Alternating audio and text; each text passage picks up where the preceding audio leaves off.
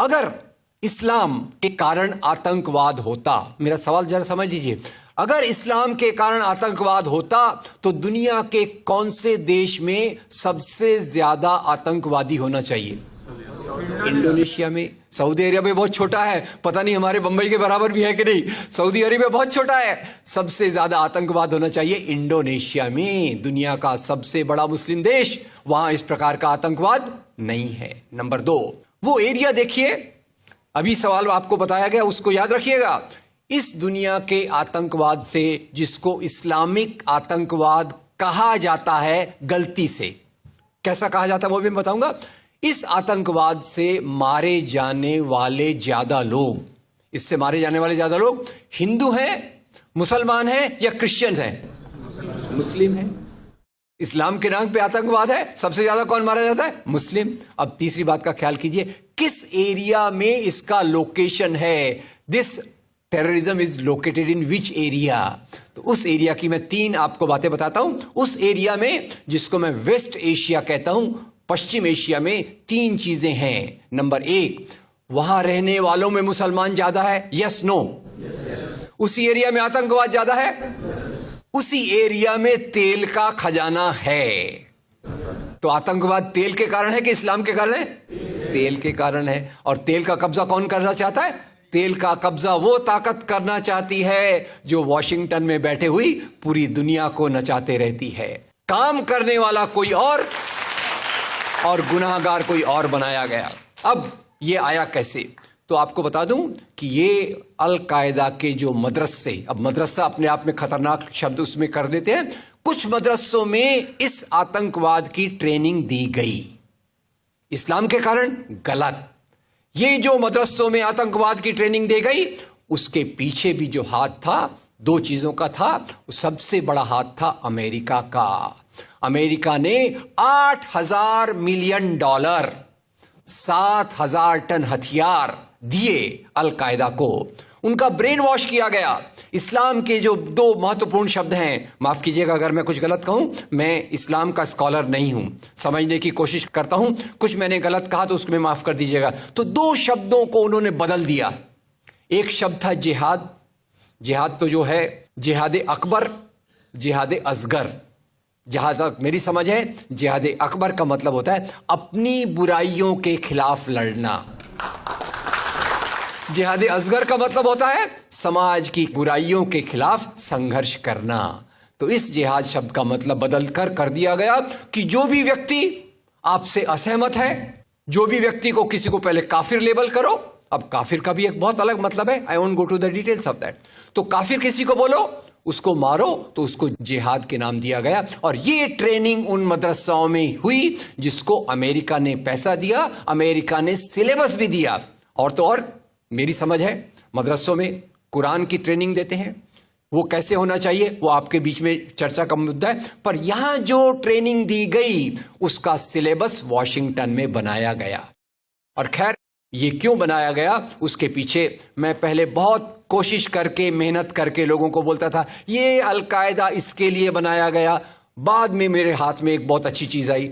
अब यूट्यूब में कई चीजें बहुत अच्छी हैं, कई चीजें खराब हैं। यूट्यूब के कारण हमारे कई नौजवान भटक भी रहे हैं, पर यूट्यूब की कुछ अच्छी चीजें आपको बताता हूं। यूट्यूब में आप सर्च कीजिएगा 3 शब्दों को, हिलरी क्लिंटन अल कायदा अमेरिका।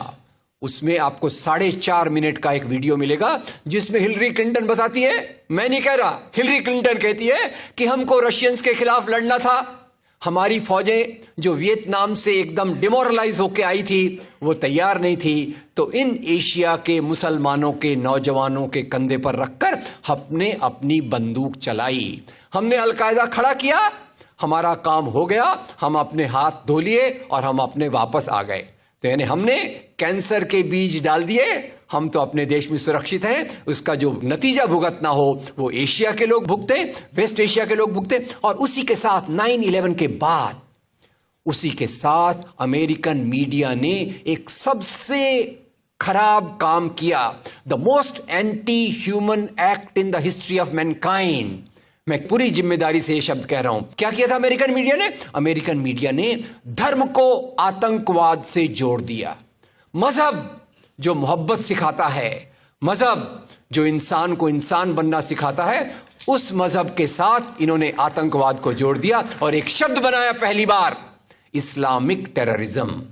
याद रखिए, दुनिया में आतंकवाद पहले भी हुआ है। याद रखिए आयरिश रिपब्लिकन आर्मी, याद रखिए खालिस्तान, याद रखिए नाथुराम गोडसे, याद रखिए इंदिरा गांधी का हत्यारा, याद रखिए राजीव गांधी का हत्यारा। आतंकवाद पहले भी हुए हैं, पर कभी भी मजहब को आतंकवाद के साथ नहीं जोड़ा गया। तो मैं मानता हूं अमेरिकन मीडिया ने अगर सबसे गंदा, सबसे एंटी ह्यूमन काम किया है तो इस जुमले का बनाना जिसको कहते हैं इस्लामिक टेररिज्म।